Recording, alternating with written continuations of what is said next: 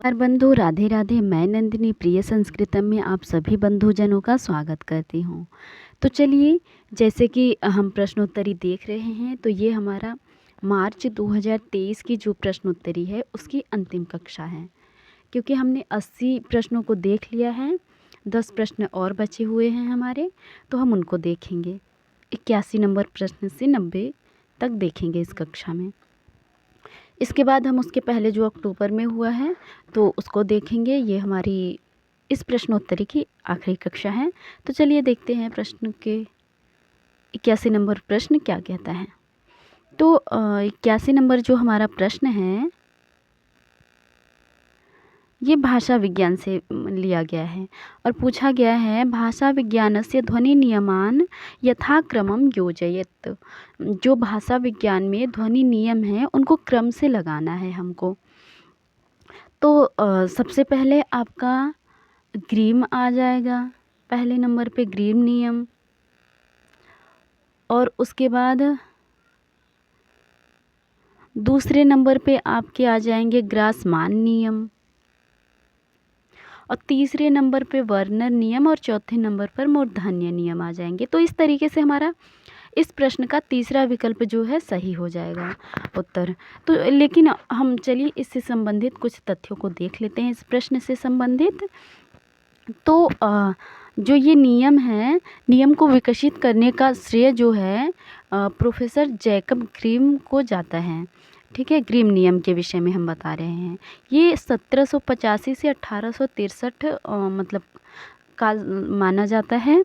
और इसके बाद ग्रासमान का 1809 से 1877, वर्नर का 1846 से 1896, और मूर्धन्य के विषय में ऐसा कुछ चर्चा नहीं मिलती, लेकिन मूर्धन्य नियम सबसे अंत में आता है।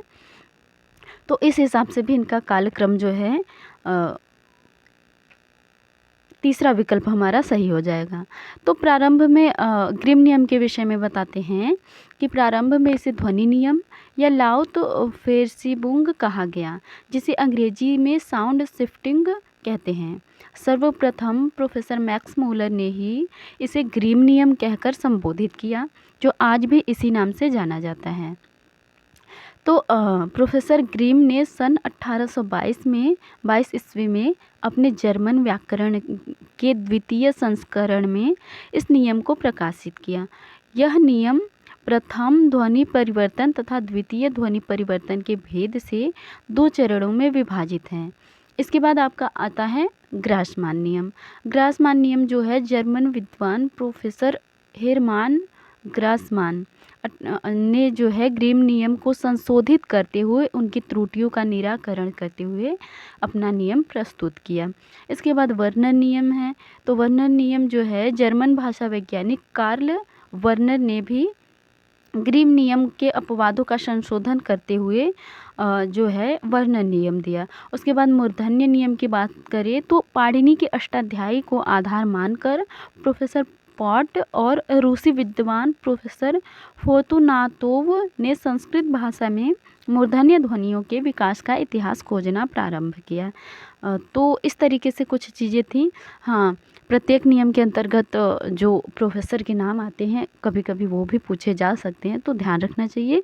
बाकी चीज़ें ठीक है। क्रम इनका तीसरा विकल्प जो है हमारा सही उत्तर है इस प्रश्न का, जो है कि नियम ठीक है लेकिन थोड़ी बहुत त्रुटियां थी तो उनको संशोधित करते हुए नियम बनते गए। तो चलिए अगले प्रश्न की ओर बढ़ते हैं। 82 नंबर प्रश्न। 82 नंबर प्रश्न में क्या पूछा गया है? वाक्यपदीय कारिकाम इमाम यथा पाठम व्यवस्थापयत। तो यह जो है हमें क्रम के अनुसार इसको भी लगाना है। तो ये एक जो है वाक्यपदीयम में कारिका है, कारिका के ही 4 भाग हैं और हमें कारिका के अनुसार ही इनको लगाना है। तो चलिए देखते हैं कि वो कारिका क्या है।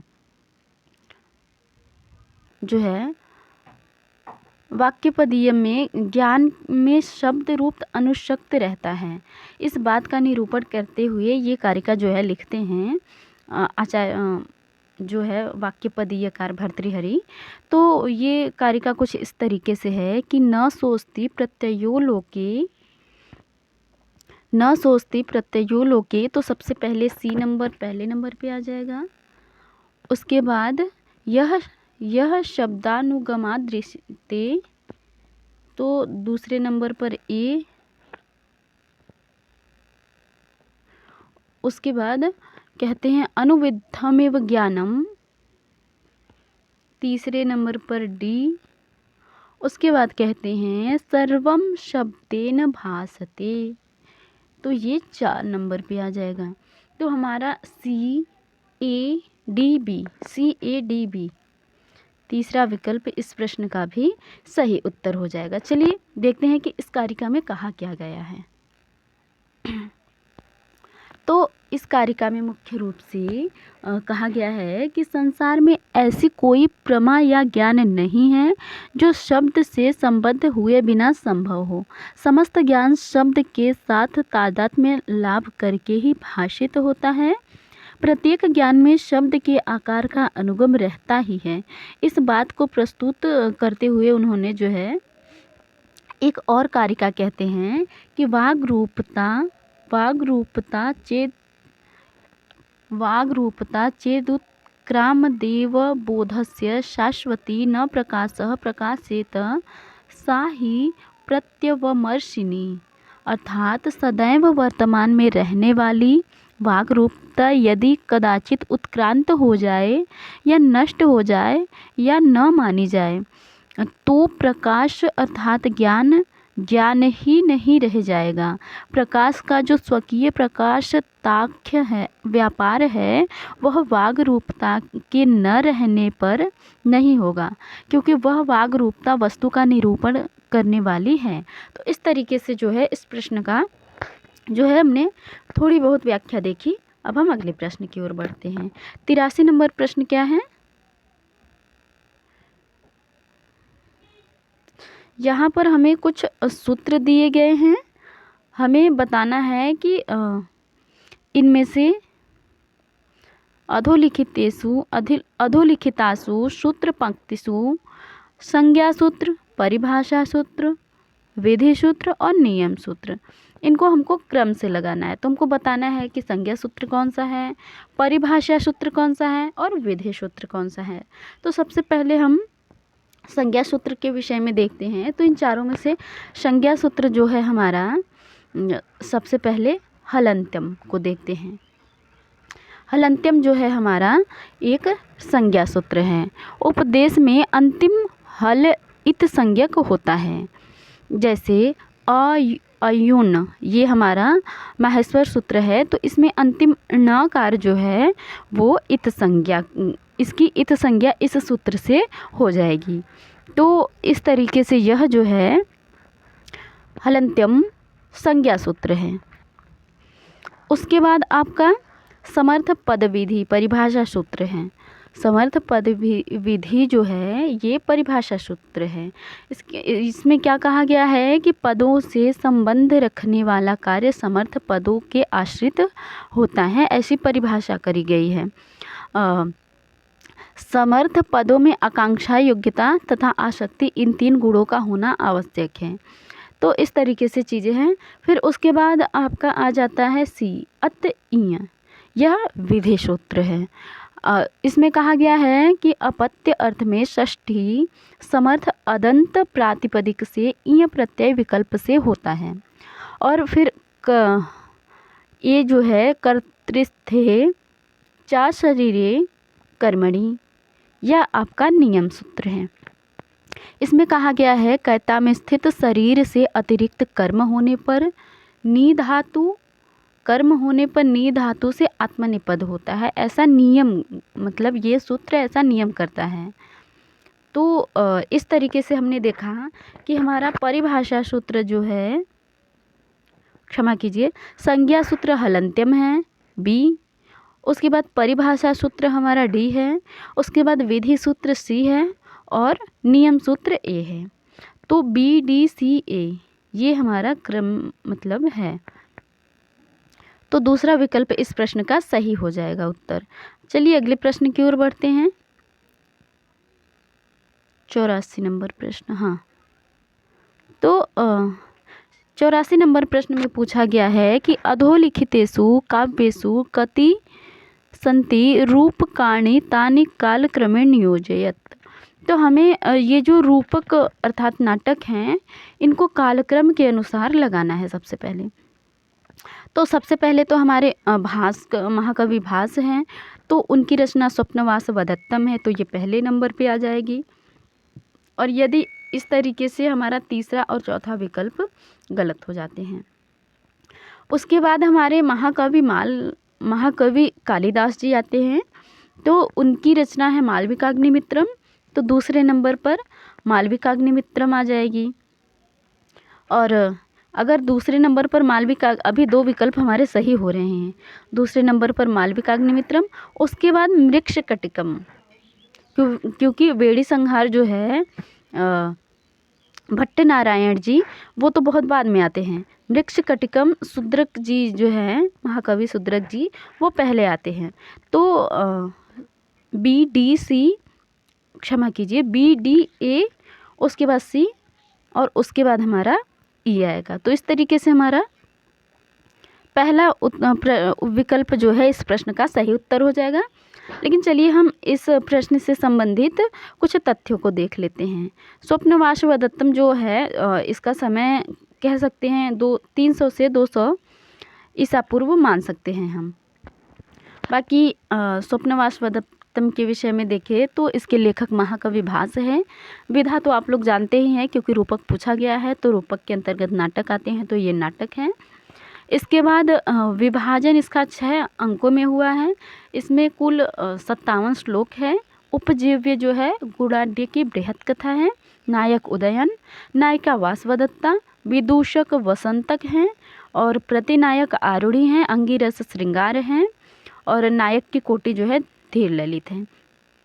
इसके बाद दूसरी जो रचना है मालविकाग्निमित्रम, इसके विषय में देखिए तो इसका समय है प्रथम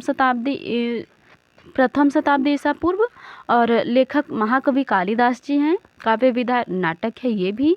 विभाजन 5 अंकों में, श्लोक 96 है। नायिका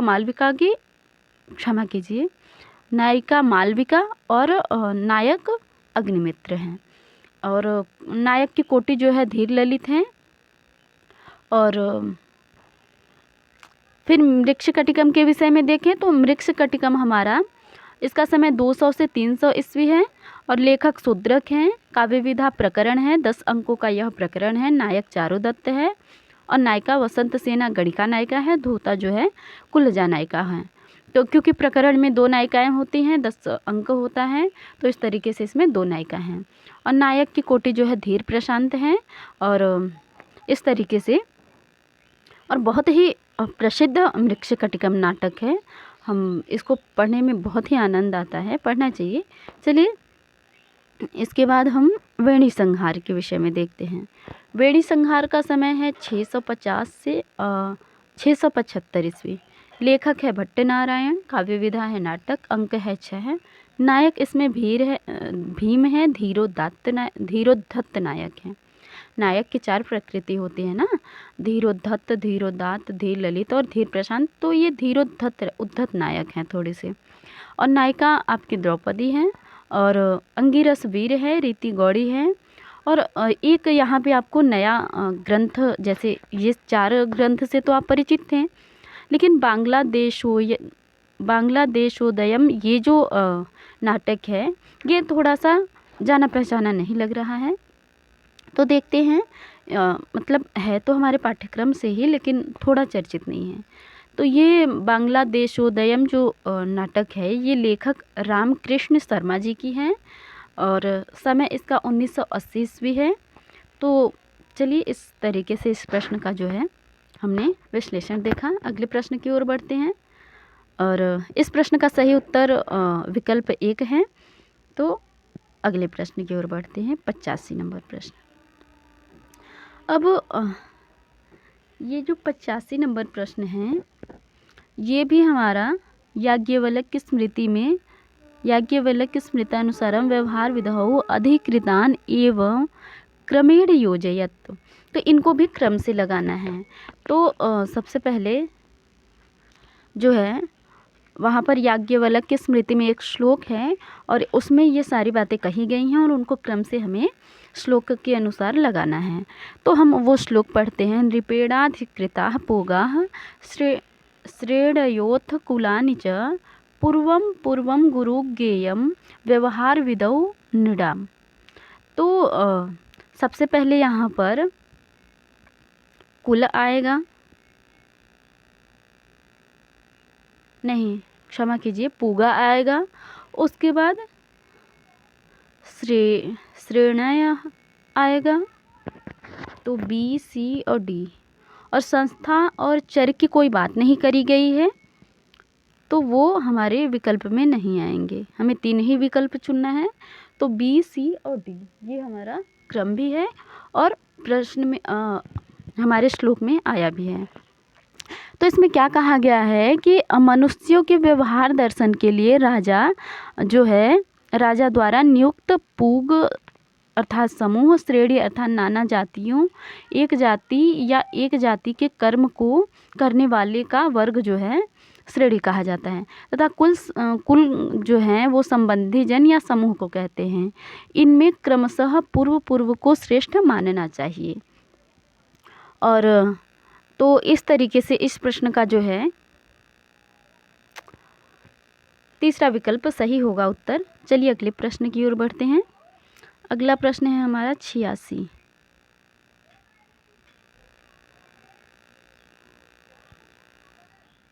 नंबर प्रश्न सही है। तो इस प्रश्न में पूछा गया है जो है ये कथन वाले प्रश्न हैं। तो पहला कथन क्या कहता है? स्वर्गे लोके न भयं किंच नास्ति न तत्र त्वं न जराया विभेति ति नचिकेता कथयति। ऐसा नचिकेता कहते हैं। ये बिल्कुल सत्य कथन है। दूसरा क्या है? प्रते ब्रवीमि तदु मे विबोध स्वर्ग्यमग्निं नचिकेतः प्रजानन् अनन्तलोकमाप्तिमथो प्रतिष्ठां विद्वित्वमेतं निहितं गुहायाम् इति यमराजः वरं ददाति। यह भी बिल्कुल सत्य कथन है। तो इस तरीके से हमारा इस प्रश्न का पहला जो है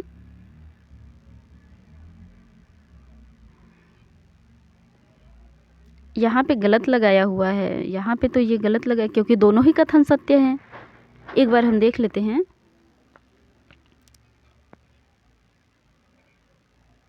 बिल्कुल दोनों सत्य है क्योंकि ये नचिकेता कहते हैं पहला विकल्प। और चलिए इनका विश्लेषण देखते हैं फिर हम बताते हैं, क्योंकि मेरे हिसाब से तो दोनों सही होना चाहिए। तो कठोपनिषद में यम से नचिकेता कहते हैं कि स्वर्गे लोके न भयं किंच नास्ति न तत्र त्वं न जराया विभेति उभे तीर्त्वा स नाया पिपासे शोकातितो मोदते स्वर्गलोके। अर्थात स्वर्गलोक में किंचित मात्र भी भय नहीं है। वहाँ मृत्यु रूप स्वयं आप भी नहीं है। वहाँ कोई बुढ़ापे से भी भय नहीं करता। स्वर्गलोक के निवासी भूख और प्यास इन दोनों से पार होकर दुखों से दूर रहकर आनंद भोगते हैं। ऐसा नचिकेता कहते हैं। तो फिर जो है इसमें पहला तो कथन सत्य है। दूसरे के विषय में कहा गया है यमराज नचिकेता से कहते हैं कि प्रते ब्रवीमि तदु मे निबोध स्वर्गम अग्निम नचिकेता प्रजानन अनंतलोकामप्तिमथो प्रतिष्ठा विद्वी त्वमेवं निहितम गुहायाम। अर्थात हे नचिकेता, स्वर्गदायिनी अग्नि विद्या को अच्छी तरह जानने वाला मैं तुम्हारे लिए उसे भली भांति बतलाता हूँ। तुम मुझसे भली भांति समझ लो। तुम इस विद्या को अविनाशी लोक की प्राप्ति कराने वाली उसकी आधार स्वरूपा और बुद्धि रूप गुहा में छिपी हुई समझो। ऐसा यमराज कहते हैं। तो बिल्कुल ये जो है दोनों कथन सत्य है। यहाँ पर ये जो तीसरा विकल्प लगाया गया है ये बिल्कुल गलत है। हमारा दोनों कथन सत्य है। पहला जो है इस प्रश्न का पहला विकल्प सही उत्तर है। चलिए अगले प्रश्न की ओर बढ़ते हैं। अच्छा, हमने 85 नंबर प्रश्न देख लिया है ना। हाँ 86। अब 87 नंबर प्रश्न की ओर बढ़ते हैं। ये भी कथन वाले ही हैं। इसके बाद सारे कथन वाले ही आ रहे हैं। तो चलिए, तो इस प्रश्न में जो है 87 नंबर प्रश्न में चार्वाकस्तु कथयन्ति तत्र पृथिव्यादीनि भूतानि चत्वारि तत्वानि, तो ये तो बिल्कुल सही है। और वैशेषिका उपमानम प्रमाणम वदन्ति, ये गलत है क्योंकि वैशेषिक उपमान प्रमाण नहीं मानते हैं। तो चलिए इनसे संबंधित तथ्यों को देखते हैं। हालांकि हम यहाँ पर सही बता देते हैं क्योंकि पहला सही है, दूसरा गलत है। तो प्रथमम कथनम सत्यम किंतु द्वितीयम असत्यम अस्ति, तो इस तरीके से हमारा तीसरा विकल्प सही हो जाएगा इस प्रश्न का। बाकी चलिए चार्वाक और वैशेषिक के विषय में थोड़ी सी हम जानकारी देख लेते हैं।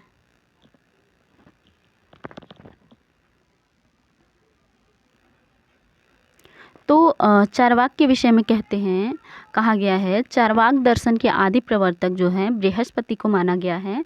सामान्य लोगों की तरह आचरण के कारण चार्वाकों को लोकायत या लोकायत कहा जाता है। चार्वाकों के अनुसार संसार में 4 ही तत्व होते हैं, पृथ्वी, जल, तेज, वायु, चूँकि हमारे प्रश्न में पूछा भी गया है, मतलब कहा भी गया है। और इसके बाद जो है ये 4 पदार्थ ही अपनी आणविक अवस्था में जगत के मूल कारण होते हैं। और चार्वाक दर्शन प्रत्यक्ष को ही केवल एक प्रमाण मानता है। चार्वाकों का यह कथन सर्वत्र प्रसिद्ध है कि जब तक जिए सुखपूर्वक जिए, अपने पास द्रव्य न हो तो ऋण लेकर घृत पिए, ऋण लौटाने की व्यर्थ चिंता न करें, क्योंकि शरीर के भस्म हो जाने के बाद जीव का पुनरागमन कहाँ है। इसके लिए श्लोक भी प्रसिद्ध है कि यावत् जीवेत सुखम जीवेत ऋणम कृत्वा घृतम पिबेत भस्मीभूतस्य देहस्य पुनरागमनम कुतः। चार्वाक लोग मरण को ही अपवर्ग अर्थात मोक्ष मानते हैं। इसके बाद वैशेषिक के विषय में देखें तो न्याय दर्शन का समान तंत्र वैशेषिक दर्शन है। और वैशेषिक दर्शन के प्रवर्तक महर्षि कणाद है। इन्हें काश्यप, उलूक, पैलुक एवं औलुकाय भी कहा जाता है। कणाद विरचित वैशेषिक सूत्र में 370 सूत्र एवं 10 अध्याय हैं। प्रत्येक अध्याय में 2-2 आहनिक हैं। इस प्रकार कुल 20 आहनिक हैं। वैशेषिक के अनुसार पदार्थ 6 हैं, द्रव्य, गुण, कर्म, सामान्य और समवाय, विशेष और समवाय। वैशेषिक प्रत्यक्ष और अनुमान ये 2 प्रमाण मानता है, उपमान को नहीं मानता है। उपमान प्रमाण आपका जो है न्याय वाले मानते हैं। प्रत्यक्ष, अनुमान, उपमान और शब्द प्रमाण, ये 4 प्रमाण आपके न्याय वाले मानते हैं। तो इस तरीके से इस प्रश्न का तीसरा विकल्प हमारा सही उत्तर हो जाएगा। चलिए अगले प्रश्न की ओर बढ़ते हैं। अगला प्रश्न है हमारा, इस प्रश्न में कहा गया है कि एक विभक्ति चा पूर्व निपातेति सूत्रम गति संज्ञा विधायकम अस्ति। यह जो सूत्र है गति संज्ञा का विधायक करता है, जो कि बिल्कुल गलत है। पुयोगादाख्याम इति सूत्रम स्त्रीत्व विवक्षायाम टाप प्रत्ययम करोति, चूँकि ये भी बिल्कुल गलत है। तो चलिए देखते हैं कि ये सूत्र जो है क्या करते हैं। गति संज्ञा और टाप प्रत्यय नहीं करते हैं तो क्या करते हैं। चूँकि हमें हमारा सही उत्तर तो मिल गया क्योंकि दोनों ही कथन गलत हैं, तो दूसरा इस प्रश्न का विकल्प सही हो जाएगा। लेकिन हम देखते हैं कि एक विभक्ति चा पूर्व निपाते ये सूत्र जो है क्या करता है। तो इस सूत्र के विषय में कहा गया है उपसर्जन संज्ञा विधायक संज्ञा सूत्र। तो ये उपसर्जन संज्ञा विधायक संज्ञा सूत्र है, न कि गति संज्ञा विधायक। तो और इसके विषय में क्या मिलता है कि विग्रह में जो नियत विभक्ति वाला है उसकी उपसर्जन संज्ञा होती है, किंतु उसका पूर्व निपात नहीं होता है। उदाहरण है अतिमालह। इस तरीके से हमारा पहला कथन जो है वो गलत हो जाएगा। अब दूसरे कथन के विषय में देखें तो दूसरा कथन में कहा गया है पुयोगादाख्यायाम।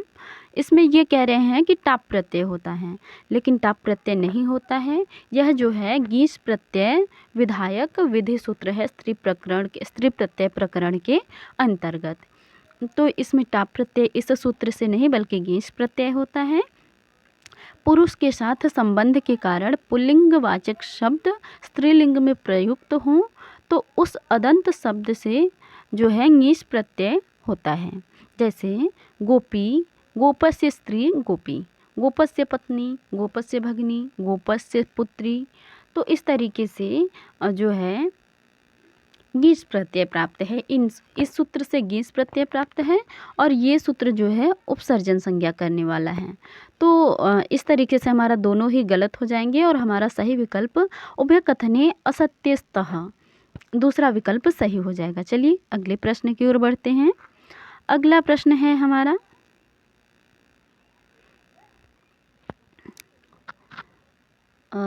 ये भी अभिकथन वाला ही है। इसके बाद अच्छा, दोनों अभी अभिकथन वाला ही है, सारे अभिकथन हैं। तो इस प्रश्न में कहा गया है कि मुख्यां वृत्तिं परित्यज्य गुणवृत्त्यार्थ दर्शनं यदुद्दिश्य फलं तत्र शब्दो नैव स्खलत गति। और फिर कहते हैं लक्ष्यम न मुख्य नाप्यत्र बाधो योगः फलेन नो न प्रयोजनमेतस्मिन् न च शब्दः स्खलत गति। तो ये दोनों ही कथन बिल्कुल सत्य है। पहला कथन जो है हमारा ध्वन्यालोककार कहते हैं और दूसरा कथन उसी संदर्भ में आचार्य हमारे काव्य प्रकाशकार मम्मट जी कहते हैं। तो चलिए पहले कथन में क्या कहा गया है देखते हैं कि जिस सत्य पावनत्वादि फल को लक्ष्य में रखकर गंगायाम घोषः इत्यादि वाक्यों में मुख्य वृत्ति को छोड़कर गुण वृत्ति द्वारा अर्थात लक्षणा द्वारा अर्थबोध कराया जाता है, उस फल का बोधन करने में शब्द बाधितार्थ नहीं होता। तो इसी संदर्भ में फिर मम्मट जी कहते हैं कि तट रूप लक्ष्यार्थ जो है मुख्य अर्थ नहीं है, न उसका यहाँ बाध होता है और न उसका सत्य पावनत्वादि फल के साथ संबंध है, और न इस प्रयोजन को लक्ष्यार्थ मानने में कोई जो है प्रयोजन है, और न प्रयोजन के विषय में लाक्षणिक शब्द स्खलत गति अर्थात बाधा है। तो इस तरीके से यह जो है दूसरा कथन भी बिल्कुल सत्य है। तो हमारा इस प्रश्न का उभय कथने सत्यस्तः जो है सही हो जाएगा। पहला विकल्प इस प्रश्न का सही उत्तर हो जाएगा। अगले प्रश्न की ओर बढ़ते हैं। अगला प्रश्न है हमारा 90, क्योंकि इसके बाद तो गद्यांश आ जाएगा, तो ये इस प्रश्नोत्तरी का मतलब इस कक्षा का अंतिम प्रश्न है और इस प्रश्न पत्र का भी अंतिम प्रश्न है। अंतिम तो नहीं है, इसके बाद गद्यांश है। तो चलिए देखते हैं। कृतकः स्वाभाविकश्च विनयः। विनय दो प्रकार की है, कृतक और स्वाभाविक। विद्यानां तु यथा स्वम् आचार्य प्रामाण्याद् विनयो नियमश्च यथोचितं विकल्पं चिनोत्। तो ये भी सत्य है, ये कथन भी यहाँ पर सत्य है। चलिए इनके विषय में थोड़ा सा देखते हैं कि आचार्य कौटिल्य जो है अपने अर्थशास्त्र में वृद्ध संयोग प्रकरण के अंतर्गत कहते हैं कि कृतकः स्वाभाविकश्च विनयः। विनय दो प्रकार की होती है, कृतक और स्वाभाविक। तो फिर कहते हैं कि शिक्षा सुपात्र को ही योग्य बना सकती है, अपात्र को नहीं। विद्या से वही योग्य हो सकता है जो कि शुश्रूषा, श्रवण, ग्रहण, धारण, विधान, विज्ञान, ऊहापोह में विवेक तथा बुद्धि से काम लेता हो। उसके बाद जो हमारा दूसरा कथन है उसके विषय में कहते हैं कि विभिन्न विद्याओं के विभिन्न आचार्यों के मतानुसार ही शिष्य का शिक्षण और नियमन होना चाहिए। और तो मुंडन संस्कार के बाद वर्णमाला और अंकमाला का अभ्यास करें। उपनयन के बाद सदाचारशील विद्वान आचार्यों से त्रय तथा अन्वीक्षिकी विभागीय अध्यक्षों से वार्ता और वक्ता प्रयुक्ता विशेषज्ञों से दंड नीति की जो है शिक्षा ग्रहण करें। तो इस तरीके से ये हमारा अर्थशास्त्र से संबंधित जो है दोनों कथन थे और दोनों ही सत्य हैं। तो चलिए, प्रश्नोत्तरी यदि आप लोगों को पसंद आई हो तो चैनल को लाइक करें, क्षमा कीजिए, वीडियो को लाइक करें, चैनल को सब्सक्राइब करें और कमेंट करें। तो और अपने मित्रों को भी शेयर करें ताकि उनको भी लाभ हो सके। तो चलिए, कक्षा समाप्त करते हैं, मिलते हैं नए कक्षा में नई प्रश्नोत्तरी के साथ। धन्यवाद।